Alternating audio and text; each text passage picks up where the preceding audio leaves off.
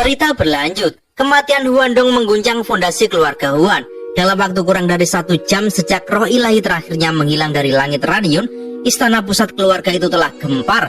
Para tetua bangkit, pasukan bersiap, dan para kultivator muda menuntut darah sebagai balasan. Namun, di tengah riuh dendam dan kegaduhan para pengikut, satu suara menggelegar menghentikan segalanya. Leluhur keluarga Huan sendiri turun tangan. Hentikan, tidak akan ada balas dendam sekarang, ucapnya dengan suara yang menggema seperti guntur yang merobek langit. Huandong berada di bawah naungan Huan Mei. Setelah ritual garis keturunan selesai, biarkan dia yang menyelesaikan ini. Tak ada yang berani membantah, meski mereka tahu maksud sang leluhur adalah memberi panggung pada Huan Mei untuk menunjukkan kekuatan. Tidak satupun dari mereka berani mengucapkannya lantang.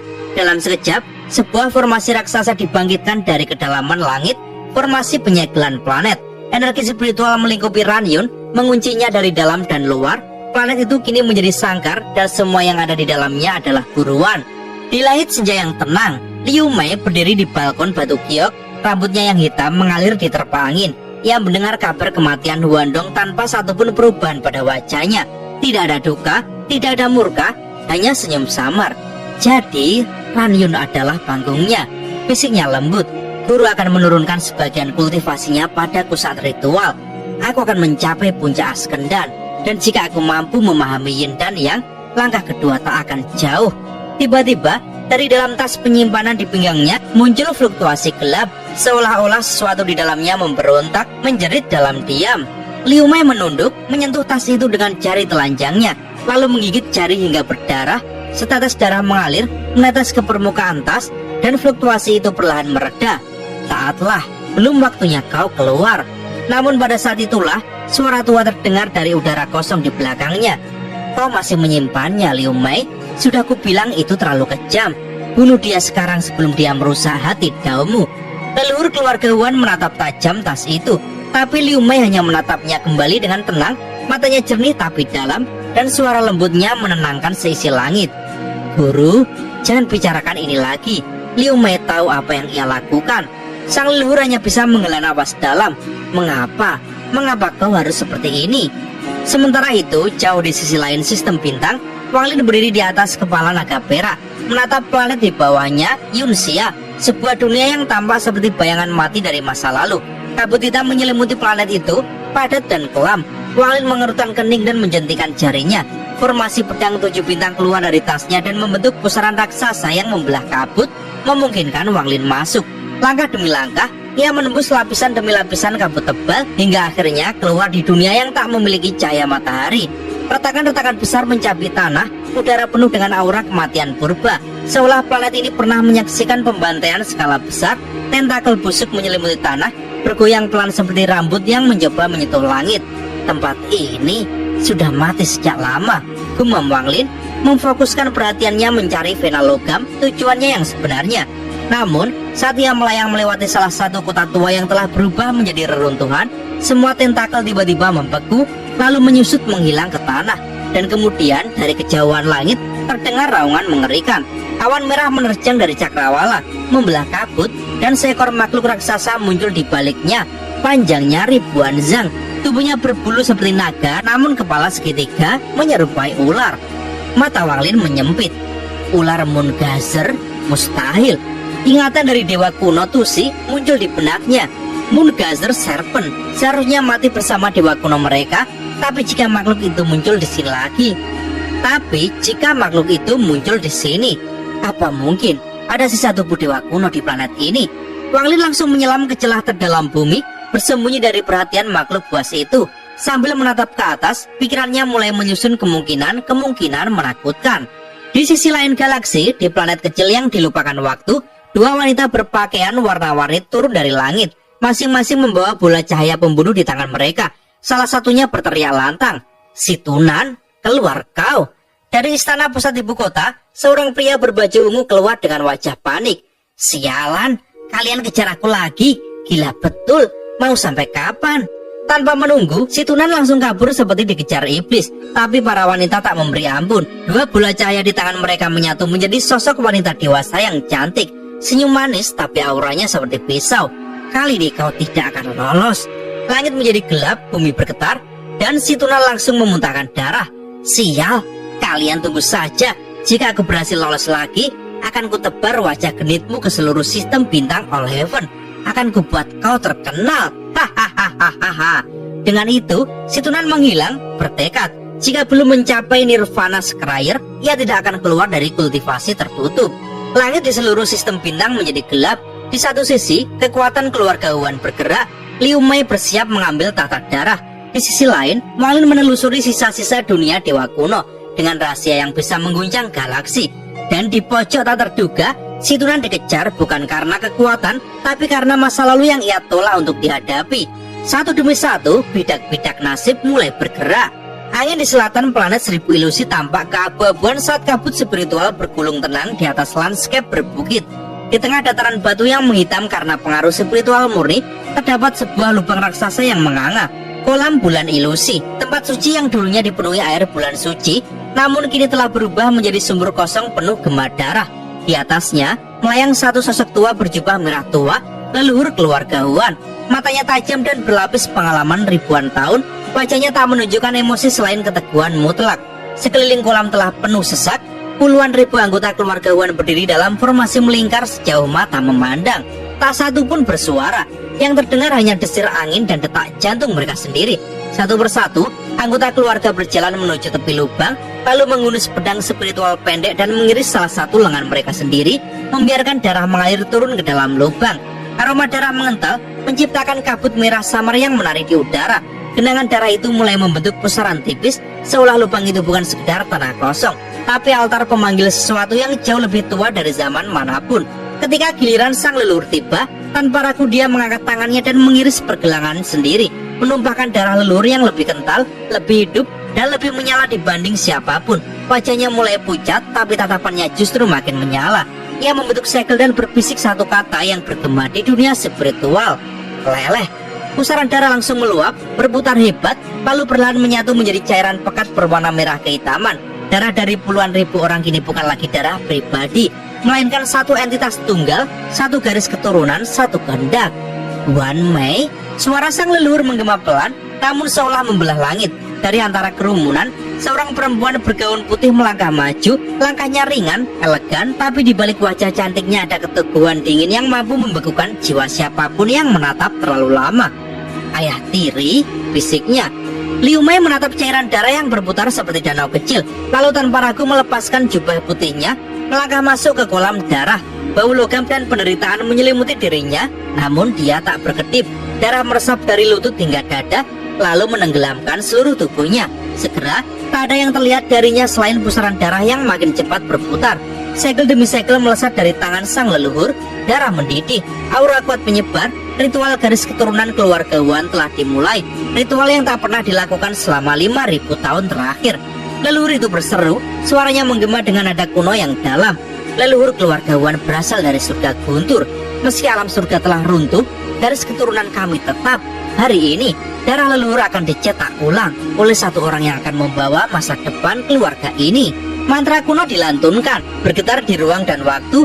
Dalam sekejap, pusaran darah meledak ke langit membentuk pilar, lalu pecah menjadi ribuan rune darah merah, berputar di udara seperti hujan lambat yang mematikan. Tubuh Liu Mei yang duduk dalam posisi lotus di dasar genangan menjadi pusat dari semua itu. Dahi Liu Mei robek sendiri oleh kekuatan ritual. Darah keluar deras dari lukanya, dan saat itu juga satu rune darah menempel di tubuhnya, lalu yang lain, dan yang lain lagi, hingga tak ada lagi celah pada tubuhnya selain simbol darah yang menyala, memenuhi seluruh pori, setiap ruas kulit, seolah tubuhnya dijadikan gulungan suci oleh darah para leluhur. Leluhur keluarga Wan maju, telapak tangan kanannya bersinar. Cahaya itu bukan cahaya biasa, melainkan hasil dari 10.000 ilusi Dao tanpa identitas.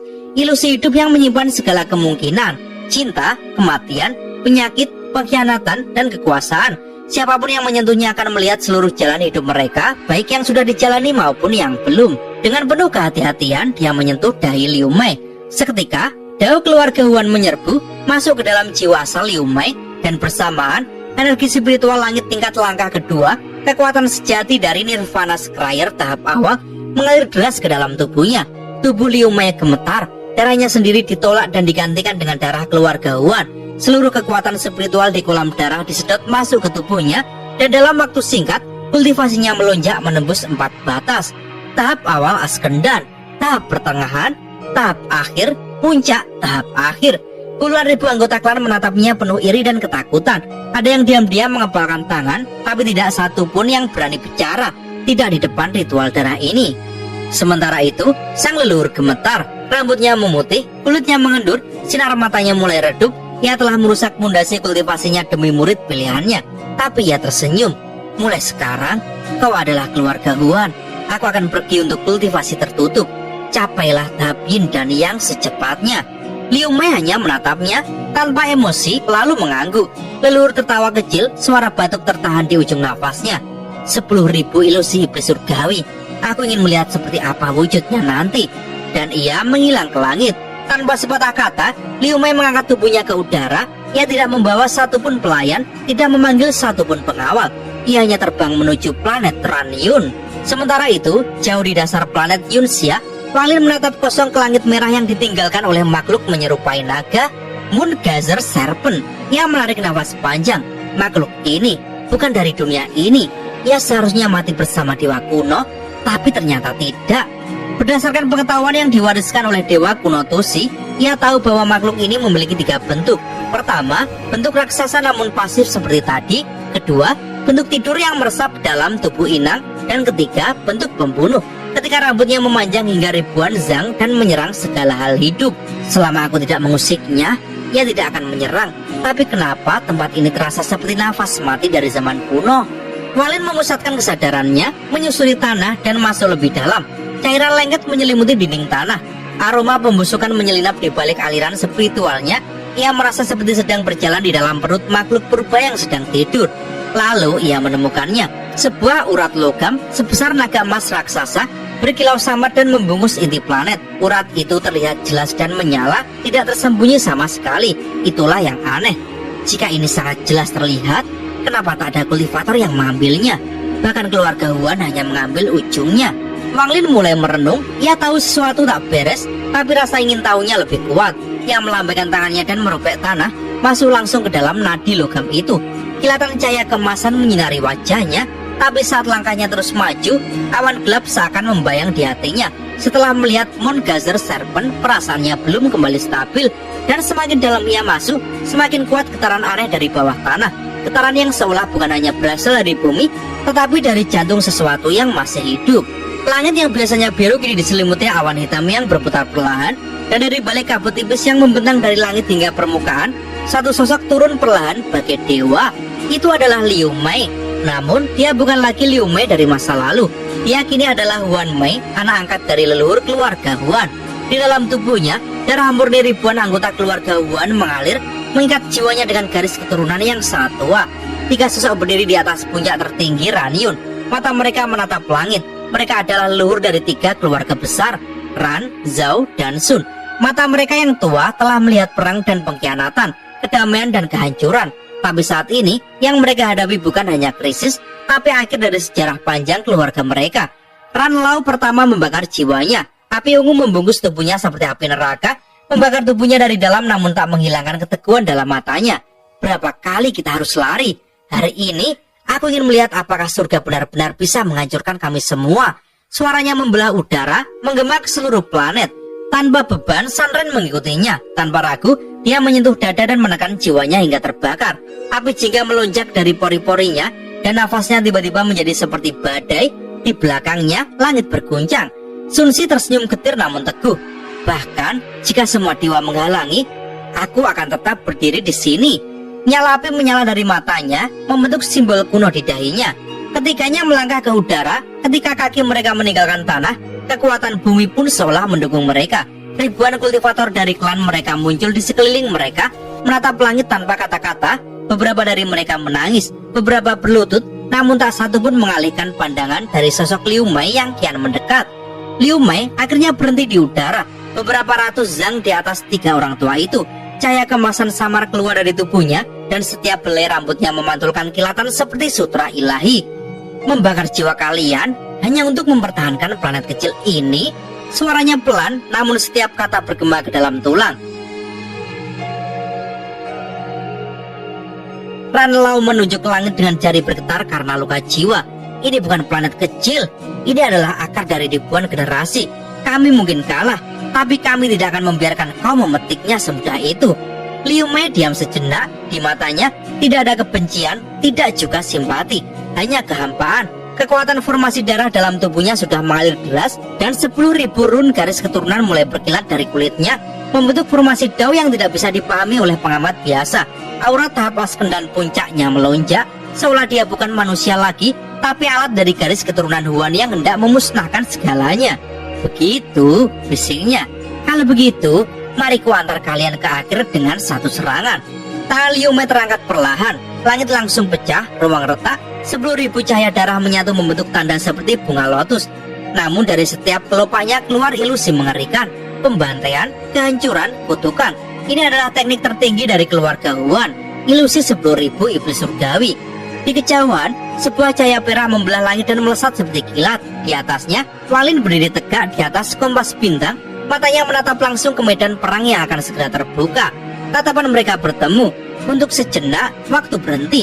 Liu Mei tidak berkata apapun, tidak juga Wang Lin. Namun di antara mereka ada berjuta kenangan, luka, pengkhianatan, dan harapan yang hancur. Lalu Liu Mei menurunkan tangannya. Lotus darah raksasa di langit langsung jatuh, membawa seluruh surga bersamanya. Wang Lin menghela nafas pelan. Seharusnya aku tahu, gumamnya. Sejak hari itu, kau sudah memilih jalanmu sendiri. Dalam sekejap, tubuh Wang Lin menyatu dengan kompas dan dia menukik ke bawah seperti meteor. Saat dia melesat, formasi pedang 7 bintang terbang keluar dari tas penyimpanan, membentuk pusaran pedang besar yang langsung menabrak formasi lotus darah. Ledakan yang muncul membuat langit pecah dan seluruh planet Ranyun terguncang. Pertarungan belum dimulai, tapi pertempuran mereka tak akan pernah kembali seperti dulu. Langit Ranyun menghitam bukan oleh malam, melainkan oleh kehancuran yang melanda. Asap hitam membumbung dari kawah-kawah bumi yang menganga, dan aroma darah bercampur debu memenuhi udara. Di tengah medan yang luluh lantah itu, tubuh leluhur keluarga Ran berdiri dengan nafas tersengal. Luka membara di seluruh tubuhnya. Namun yang lebih parah dari semua luka itu adalah kehancuran di dalam hati. Dia telah kehilangan 2 rekannya, kehilangan tanah kelahiran, dan kini hanya menyisakan 1 nyawa untuk ia bayar. Tubuh Liu Mei melayang turun dari langit, tenang seperti embun pagi, kontras dengan pemandangan berdarah di bawahnya. Daun putihnya tak ternoda sedikit pun oleh pertempuran barusan. Namun justru karena itulah sosoknya tampak seperti lambang mutlak dari dinginnya kematian yang turun dari langit. Sepasang mata tajamnya menyapu puing-puing pertempuran, lalu tertumbuk pada leluhur keluarga Ran yang masih bertahan. Ran Shuafeng menatapnya dengan getir. Jadi begini akhirnya, gumamnya. Suara rendahnya penuh dengan kelelahan dan amarah yang tertahan. Kau datang bukan sebagai pembawa pesan keluarga Huan, tapi sebagai pembawa kutuk. Liu Mei tidak menjawab. Di matanya, perlawanan Ran Shuafeng tidak lebih dari bara terakhir lilin yang hendak padam. Tanpa emosi, ia melangkah ke tanah yang retak, seakan bumi pun enggan menyangga langkahnya. Pertempuran ini antara Anda dan saya. Mengapa Anda menyebarkannya ke manusia dari planet ini? Teriak Ran Shuafeng, darah segar mengalir di sisi bibirnya. Liu Mei memandangnya, senyumnya samar namun tajam seperti bilah pisau. Aku tidak menyentuh satupun dari mereka, katanya pelan. Mereka yang memilih membakar diri demi menyentuh langit. Aku hanya berdiri di sini. Tawa getir meledak dari Ran Shuafeng. Tubuhnya yang mulai terbakar karena pembakaran jiwa asalnya bergetar. Kau iblis berkedok dewi, katanya serak. Dan kau, Sumu, jika kau tak datang, maka terkutuklah kau bersama wanita ini. Ia mengangkat tangan yang gemetar, darah dan cahaya asal mengalir bersamaan, lalu menepuk dahinya sendiri. Suara retakan halus bergema seperti bel kematian. Jiwa asalnya yang terbakar runtuh seketika. Dalam hitungan nafas, tubuh Ran Shuafeng lenyap menjadi debu. Hanya gaung kutukannya yang tertinggal menari bersama angin. Liu Mei berdiri mematung, tak bergerak, lalu perlahan ia menoleh ke selatan. Tatapan matanya menembus tanah, bangunan, dan daging hingga menjangkau kilatan fluktuasi yang baru saja terdeteksi. Klon, bisiknya. Ia melesat seperti cahaya dan dalam sekejap telah tiba di kota kecil bagian selatan Ranyun. Di dalam rumah sederhana yang hampir runtuh, seorang pemuda tampak membeku. Wajahnya identik dengan Sun Si, namun tubuhnya hanya memiliki aura tahap formasi inti. Pemuda itu menggenggam sebuah batu komunikasi yang retak dan mulutnya bergumam dengan bibir kering. Wang Lin, apakah kau akan datang? Namun ia tahu tak ada harapan. Klon ini adalah pelindungan terakhir, bukan kekuatan. Ia tak bisa melawan. Saat Liu Mei melangkah mendekat, mendadak langit bergemuruh. Formasi pemeteraian planet Ranyun bergetar hebat. dan cahaya perak menembus batas langit seperti tombak surga. Dari kejauhan, Liu Mei memandang ke langit dan pupil matanya menyempit. Aura ini, cahaya perak itu turun cepat, menembus batasan planet seperti aliran petir surgawi. Sosok yang berdiri di atas kompas bintang itu tegap dan diam, jubahnya berkibar oleh tekanan langit. Tatapan tajamnya menyapu kehancuran yang menyelimuti Ranyun, dan ketika ia melihat tanah retak dan aura kematian di mana-mana, matanya menyipit tajam. Wang Lin telah kembali. Ia berdiri di atas langit, menatap formasi pemeteraian yang baru. Ketika aku pergi, ini belum ada, gumamnya dingin. Perasaan ilahinya menyapu seluruh planet dalam sekejap, dan hanya butuh detik baginya untuk memahami semua kehancuran yang terjadi. Aura tanpa beban Sanren dan Sunsi telah hilang. Jiwa mereka menguap dalam kehampaan. Tan Suefeng telah meledakkan diri, dan satu sosok masih hidup di pusat semua ini. Tatapan Wang Lin terkunci pada Liu Mei. Aura mereka bertabrakan di langit. Dua cahaya, perak dan putih, diam, tapi seakan langit sendiri menahan nafas. Planet Ranyun yang telah kehilangan warna menjadi panggung benturan takdir antara dua kekuatan besar. Tidak ada kata yang terucap, namun dari kedua tatapan itu, sebuah bab baru telah dimulai. Satu membawa dendam, yang lain membawa alasan. Satu mewakili kehancuran, yang lain kebangkitan. Dan cerita pun bersambung.